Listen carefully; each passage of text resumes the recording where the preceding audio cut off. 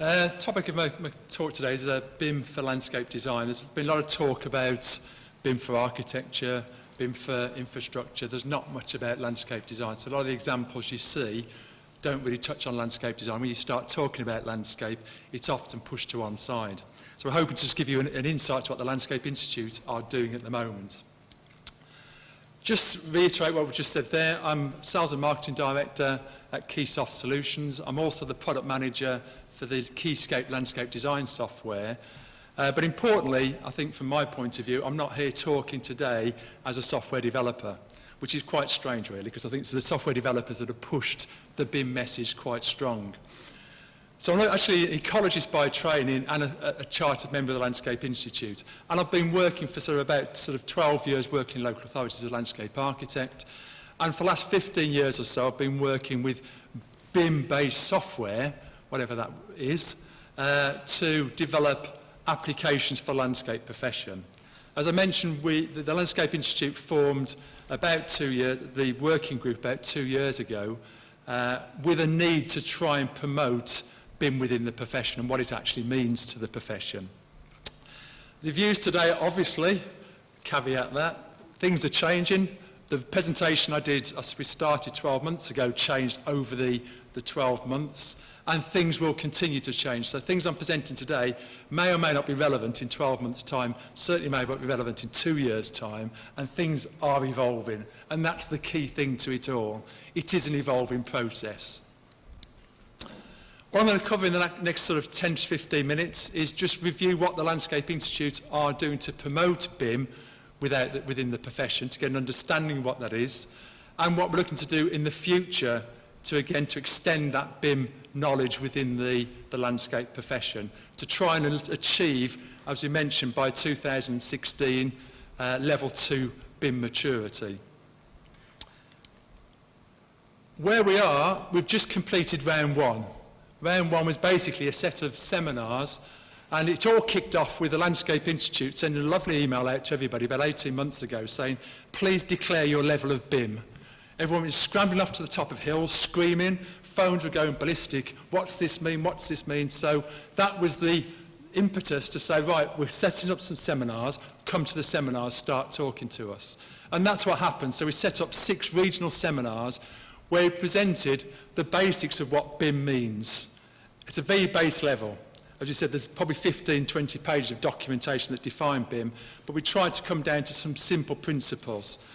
And as a consequence of that, we put on the Landscape Institute website a BIM open project. So most of the information I'm talking about today is actually documented on that BIM open project link.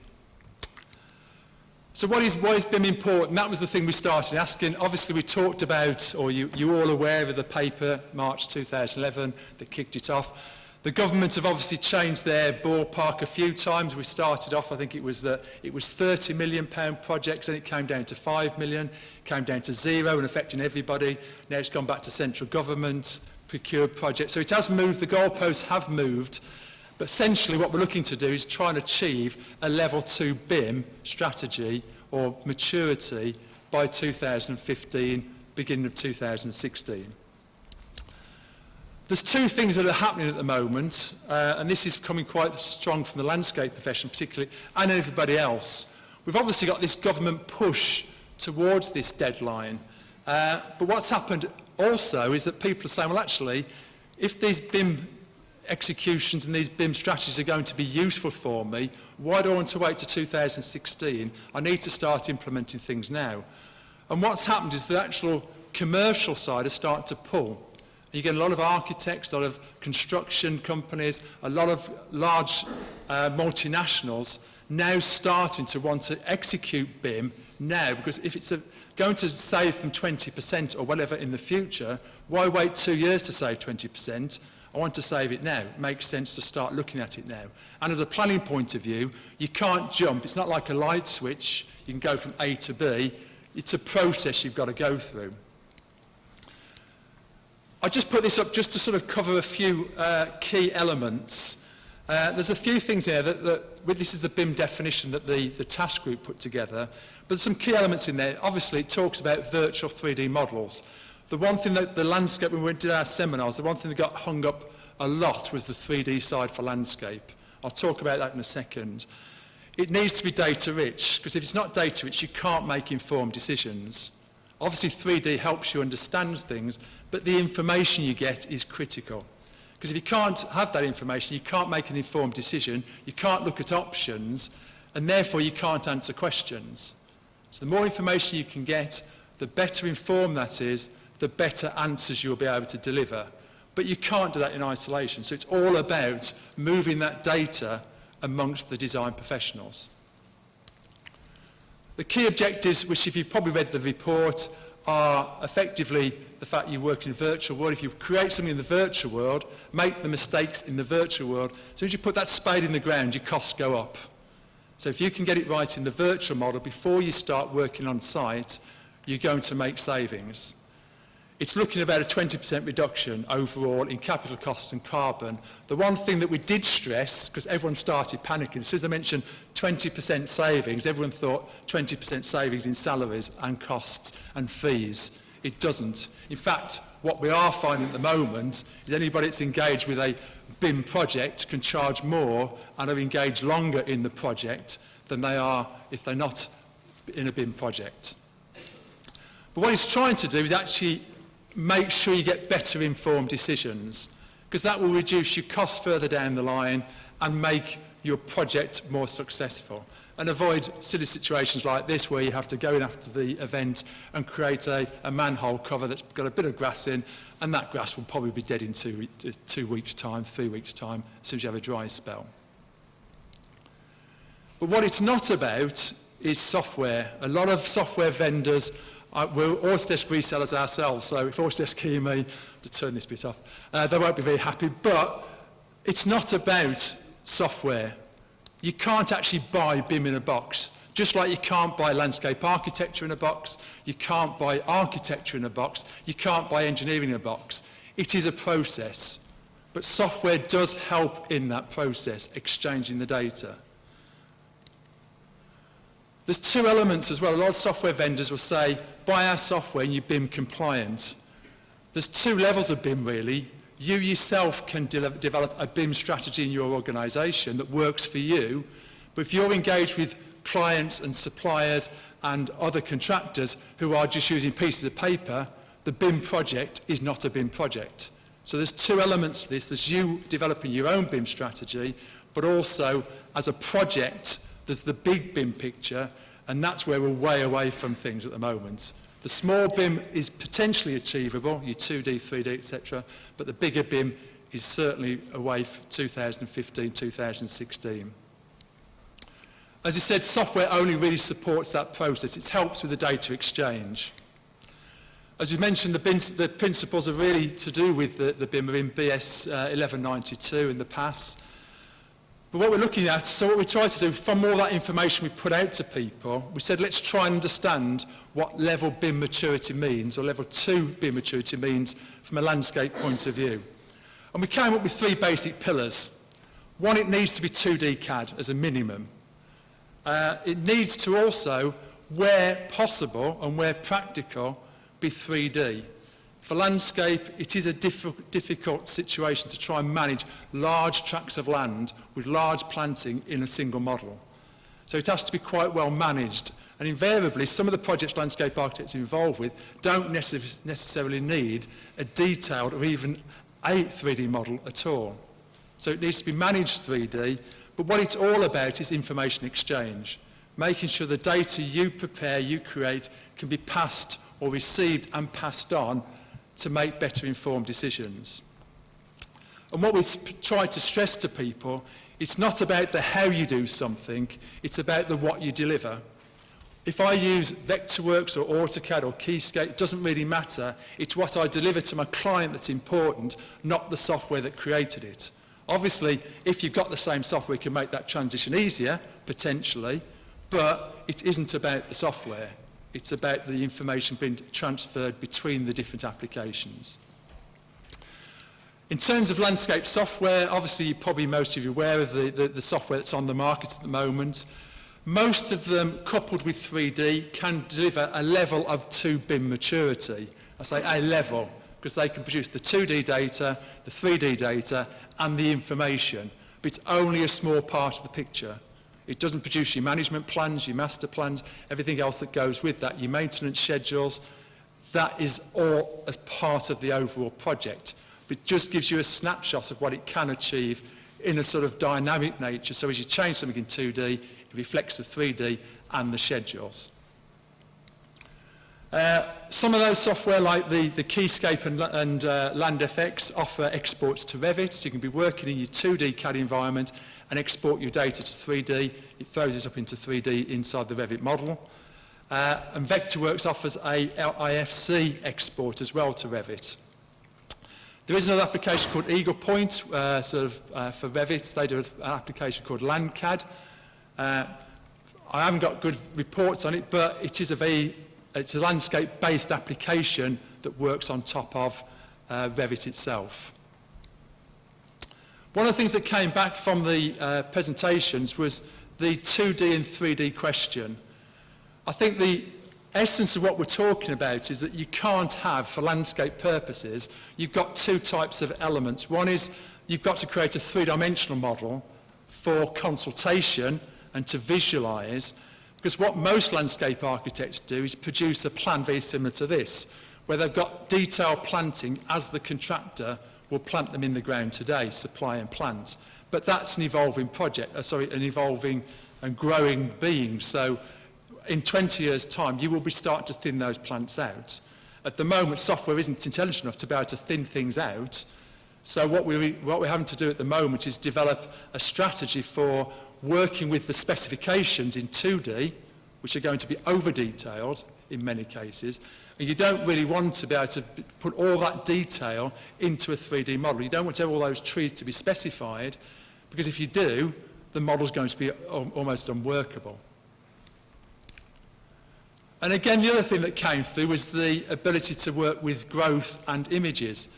There's a lot of images out there, but linking that to CAD data and growing that over time is quite complex at the moment. Because you think about a single tree, one single tree, you've got 4 different seasons. As it grows, it goes from a small whip to a big tree.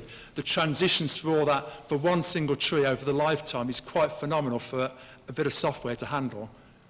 You try and link that to a specification and link that to multiple plants that start interacting, it's a very complex algorithm to even try and think about. So some of the deliverables we've been talking about, so if you go to the BIM, go to the Landscape Institute website, landscape.org, if you go to the knowledge and the BIM tabs, that's where the information we're talking about and we put on the website for people to look at and what it means from a landscape point of view. To help people declare their level of BIM, we put a little capability assessment tool on the website. It's a very simple Excel spreadsheet, asks you to answer about 7 or 8 questions, and it gives you a very, very finger-in-the-air guess at your level of BIM maturity as it stands now. Interestingly, 1 or 2 people did declare themselves level 3 BIM compliant, but I haven't actually said how they've achieved that. So some of the considerations we sort of got from the first round of seminars was that we need to talk about who owns the data. If we start collaborating and sharing data, we need to show who owns it. We need to look at copyright and, again, whose responsibility for insurance purposes. When we start talking about design, we need to be involved earlier, and that can have impacts on fees, and we need to manage clients' expectations. As I said, sometimes you're going to be involved in the project longer, so the client needs to be aware of that. And we're trying to work with other professions to produce the unified plan. So what's the round 2 we're looking at? So that's where we're starting to build towards now. We're looking again at regional workshops, but looking more specifically at this data flow. How can we get data from one application into another to share in a collaborative environment? So it's all about that collaboration. The current situation we're at the moment, obviously, probably some of you have seen similar iterations of this, but fundamentally, when we prepare information, what we do is quite nicely get lots of data together and then publish it as a PDF, because we don't want people to edit our data.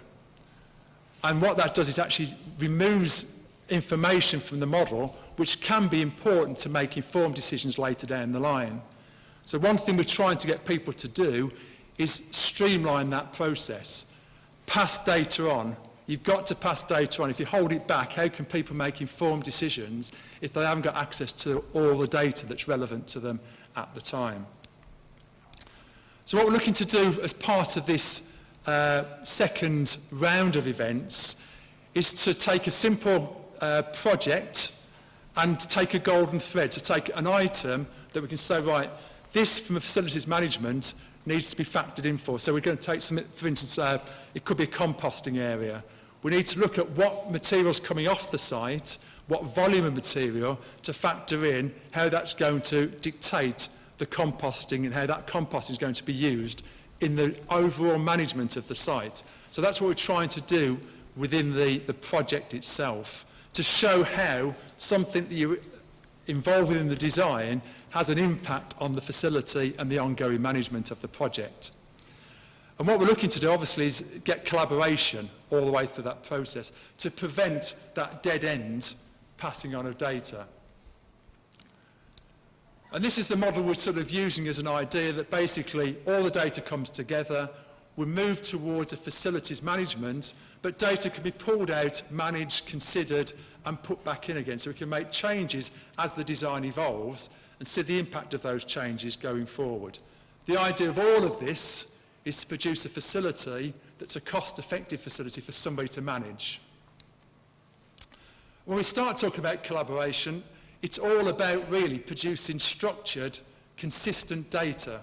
Because if you can produce consistent data in a structured format, people can work with it. They can devise imports. They can export to it.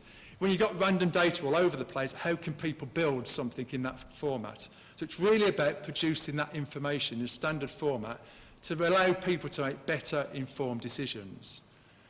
The way I look at it as well, I think Graham mentioned there that there was an idea that, are we passing on too much data? I liken it to the Haynes manual. When I buy a car, I don't need to know absolutely everything about that car to maintain it, but the Haynes manual tells me in 2D and 3D, the images, it gives me a textual description and photographs and the specification in the back. That's what you're trying to deliver really to facilities managers. A little Haynes manual, so this is how I want you to maintain my project. All of that isn't about software, it's about how you manage your processes and how you manage your data. I'll put this in, this isn't really BIM in action really, but it was a good example of where software doesn't really matter. Landscape Design Associates got involved with the Olympic Park and their preferred method of working was AutoCAD and Keyscape. They were asked by the client and the main lead contractor that they wanted it all done in MicroStation. However, what they did is rather than say, let's jump to MicroStation, it doesn't do what we wanted to do, it doesn't meet our needs, they developed a process that allowed them to transfer the data in a consistent, structured manner so that the consultants could use it and then make decisions from it. So it isn't about the software, it's about the process that's important. But one of the things we're looking for as part of the round two is some decent case studies.